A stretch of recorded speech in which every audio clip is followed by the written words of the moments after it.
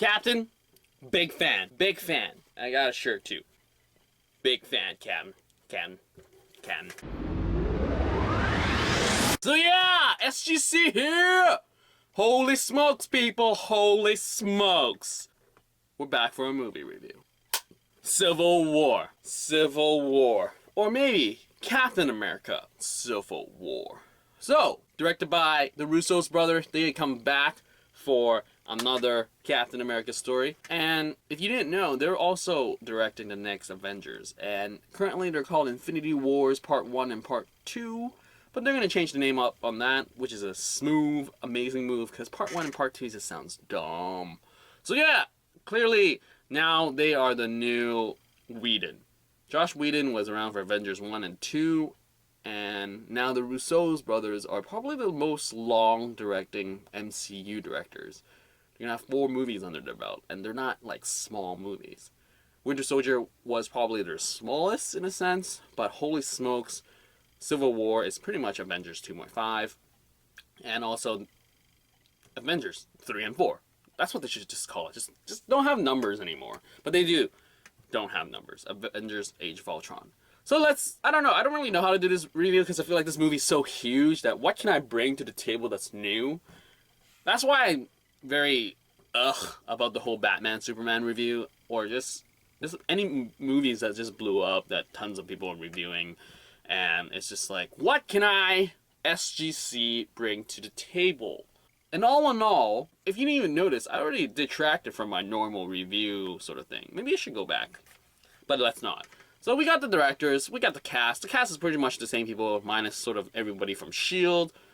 And we have Sharon Carter, got more lines. Oh, we got freaking Black Panther. We got Spider-Man, Tom Holland. So what's the film about? You guys should know. It's a freaking Civil War. We got the Avengers fighting themselves. And what's going to happen? You freaking watch the movie and you're going to love it. You're going to love it.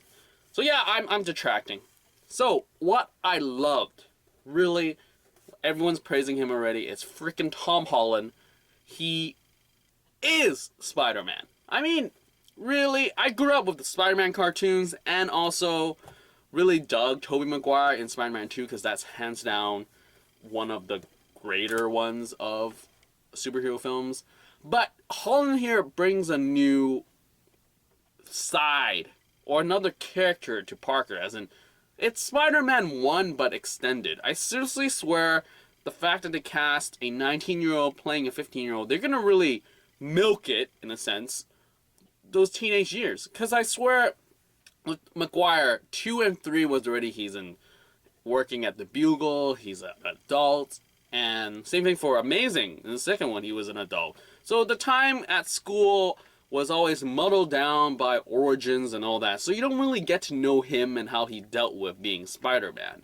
And I really love how this Spider-Man is 6 months Spider-Man. So it's been really great. And the fact that this is not the same as the Civil War comics is a breath of fresh air.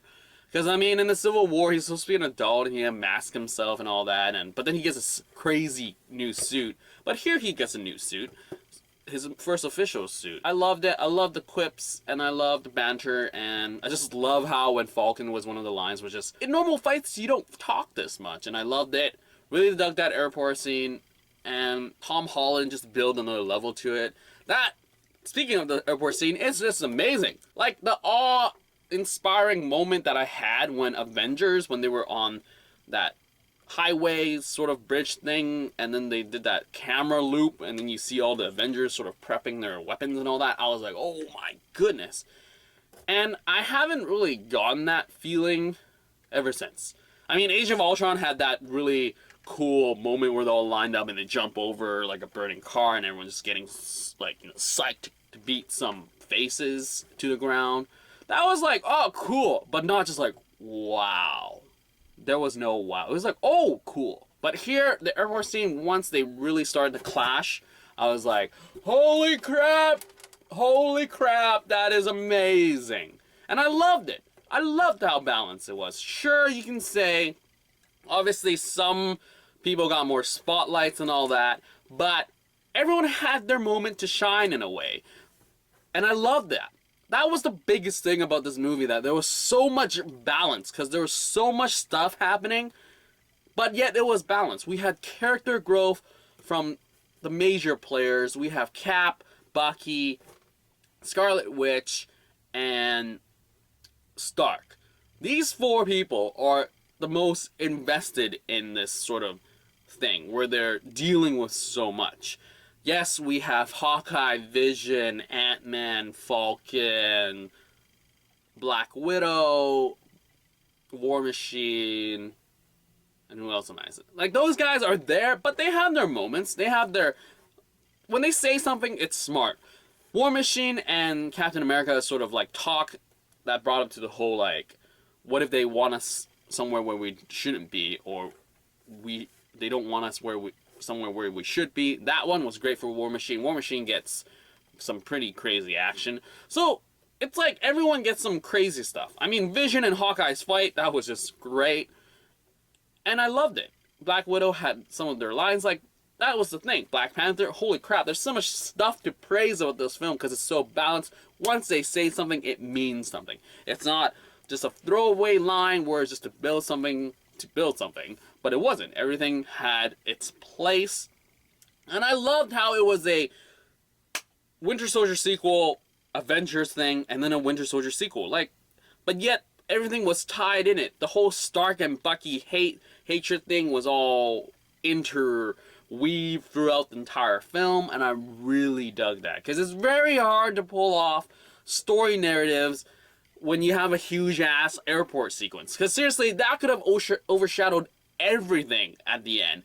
But it didn't, because you have that crazy twist and revelation of, like, holy smokes, Daniel Bray, Baron Zemo pulled it off. I enjoy that. I mean, I can go crazy about what I love, but seriously, just go watch it and you'll love what I love. And one thing I heard that was really sort of like mind-boggling after I watched this movie was that someone said that despite the fact that Iron Man 3 and Age of Ultron had their, like, good stuff, it was relatively a weaker film. And that they should have changed the sequence in terms of how they put out the films was that Age of Ultron should have been the Civil War to Iron Man. As in Iron Man 3, keep with me please, Iron Man 3 should have been Iron Man Age of Ultron. And then they do that whole Avengers thing, everything done that. That would have been a epic Iron Man 3 movie. Same thing for Civil War. It is technically an Avengers thing, but it's an epic Captain America story revolving around a Avengers story. So we have that. So keep with me. Iron Man 3 becomes Age of Ultron. So we have Iron Man 3 storyline floating around. Now, Captain America Civil War becomes Avengers 2. So Age of Ultron shift to Iron Man 3, Civil War becomes Avengers. And then Iron Man 3 becomes Iron Man 4. And then somehow we'll rope in a Captain America 3 story. Because it deals with so many things that Iron Man 3, which is now in this sequence 4, it would mean so much more for him to handle this PTSD of this trauma and stress. So instead of just Avengers, Iron Man 4 would have stress from Avengers number 1. Iron Man 3, which is Age of Ultron. So he has New York City, Sokovia or whatever, and now Civil War. All 3 movies would really put him in a sense where it's like, I don't know who to trust. I don't know. And he just keeps it all inside because he almost killed Bucky if Cap wasn't there. So it's like with this rage that's been in him has been released. You have to recuperate from that release of this pent up rage. And I swear the fact that he doesn't call in any help makes so much more sense in Iron Man 4. So there's that. I really dug that and just building upon that. And then Iron Man 4 is when he destroys all his suits and Pepper Potts. I guess you just gotta extend her storyline. But realistically, her showing up in 4 would have been crazy. And then he destroys his suits, and it's like a finally happy moment for Iron Man 4. Iron Man. And then you have Infinity Wars and all that stuff. And that's when he's like, I really have to come out of retirement. Because I think the biggest thing for Civil War was that they had so many sequences where Tony was being Tony and not Iron Man. That was the thing, my biggest gripe I had with Iron Man 3 going into Age of Ultron. There was no relationship whatsoever. It just felt like, if you're gonna treat Iron Man 3 like it didn't exist, then why did it exist? Because, you gotta work with what you got. I sort of wish Age of Ultron really dabbled more of him being at MIT sort of sequences and all that. So yes, that's just nitpicking, but just bring up that. That's something new to the table. I don't know who else told you, but me building off another idea. So yeah, all in all, it's been great. Black Panther was amazing. His fight sequences are amazing. Tom Holland, Spider-Man, amazing. Ant-Man was also amazing. Everyone was amazing. I really dug this film. I'm going to watch it a second time. This time in 2D. 3D didn't really help for me. But yeah, so, yes. Obviously, this is not a perfect film. It is pretty much almost a perfect film. But there was parts where I was like, iffy. I think the weakest part is the Sharon Carter sequence. I think the Civil War and Winter Soldier connection where, yes, they were going to have something, didn't really feel like they were going to have something in Civil War. Because, in Winter Soldier, she was his next door neighbor and all that. And then she becomes a S.H.I.E.L.D. agent, and then she becomes freaking Carter's granddaughter.